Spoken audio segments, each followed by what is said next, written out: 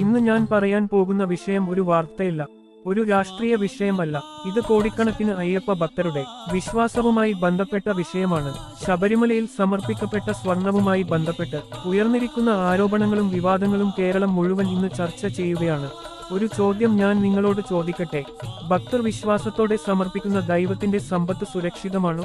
ശബരിമലയിൽ വർഷങ്ങളായി ഭക്തർ സ്വർണവും ആഭരണങ്ങളും അയ്യപ്പനു സമർപ്പിച്ചു വരുന്നു. ഇത് ഒരു ആചാരമാണ്, വിശ്വാസത്തിന്റെ അടയാളമാണ്.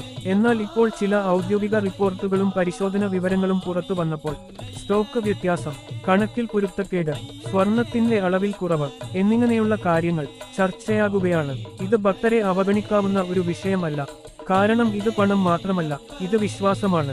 ശബരിമല ലോകത്തിലെ ഏറ്റവും വലിയ തീർത്ഥാടന കേന്ദ്രങ്ങളിൽ ഒന്നാണ്. ഓരോ വർഷവും കോടിക്കണക്കിന് ഭക്തർ എത്തുന്നു, കോടികളുടെ സമർപ്പണങ്ങൾ നടക്കുന്നു. ഇത്ര വലിയ സ്ഥാപനത്തിൽ സുതാര്യത ഇല്ലെങ്കിൽ, കൃത്യമായ ഓഡിറ്റ് ഇല്ലെങ്കിൽ, ഉത്തരവാദിത്വമില്ലെങ്കിൽ എന്ത് സംഭവിക്കും?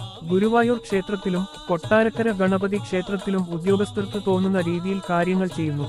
ചോദിക്കാനും പറയാനും ആരും ഇല്ലാത്ത അവസ്ഥ. ഇന്ന് ശബരിമലയിൽ സ്വർണ്ണ വിവാദം, നാളെ മറ്റൊരു ക്ഷേത്രത്തിൽ ഇതേ കഥ. ഇത് ഒരു അപകട സൂചനയാണ്. ഇവിടെ ഒരു കാര്യം നാം തുറന്നു പറയണം. ഹിന്ദു ക്ഷേത്രങ്ങൾ ഇന്നും സർക്കാർ നിയന്ത്രണത്തിലാണ്. ഭക്തർ സമർപ്പിക്കുന്ന സമ്പത്ത് ഭക്തരുടെ നിയന്ത്രണത്തിലല്ല, ബ്യൂറോക്രാറ്റിക് സിസ്റ്റത്തിന്റെ കൈകളിലാണ്. ഇത് ലോകത്ത് മറ്റെവിടെയും കാണാത്ത ഒരു അവസ്ഥയാണ്. നാം പലപ്പോഴും അഹങ്കാരത്തോടെ പറയാറുണ്ട്, മലയാളി പൊളിയാണെന്ന്, മലയാളി വിദ്യാസമ്പന്നരാണെന്ന്, കേരളം നമ്പർ 1 ആണെന്ന്. സത്യത്തിൽ ഇതിലെന്തെങ്കിലും സത്യമുണ്ടെങ്കിൽ ഇങ്ങനെയൊക്കെ സംഭവിക്കുമോ? വഖഫ് സ്വത്ത് കാത്തു സൂക്ഷിക്കാൻ മുസ്ലിം സമുദായത്തിന് അറിയാം. ക്രൈസ്തവ സ്വത്തുക്കൾ സംരക്ഷിക്കാൻ അവർക്കും സംവിധാനമുണ്ട്. മറ്റ് മതസ്ഥാപനങ്ങൾ സ്വതന്ത്രമാണ്. പക്ഷേ ഹിന്ദു ക്ഷേത്രങ്ങൾ മാത്രം സർക്കാർ നിയന്ത്രണത്തിൽ. ഇതുകൊണ്ടാണ് വീണ്ടും വീണ്ടും ഇത്തരത്തിലുള്ള വിവാദങ്ങൾ ഉണ്ടാകുന്നത്. ഇന്ന് സോഷ്യൽ മീഡിയ നോക്കിയാൽ ഒരൊറ്റ ശബ്ദമാണ്, ഞങ്ങൾ സമർപ്പിച്ചത് രാഷ്ട്രീയത്തിനല്ല, അയ്യപ്പനു വേണ്ടിയാണ്.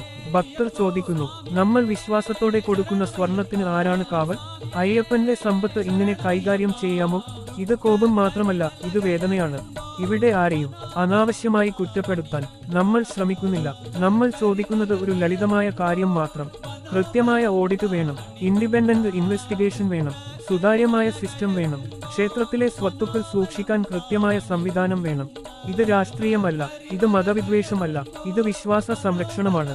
ഇന്ന് ശബരിമല, നാളെ നിങ്ങളുടെ നാട്ടിലെ ചെറിയ ക്ഷേത്രം. നമ്മൾ മൗനം പാലിച്ചാൽ ഈ സിസ്റ്റം തുടരും.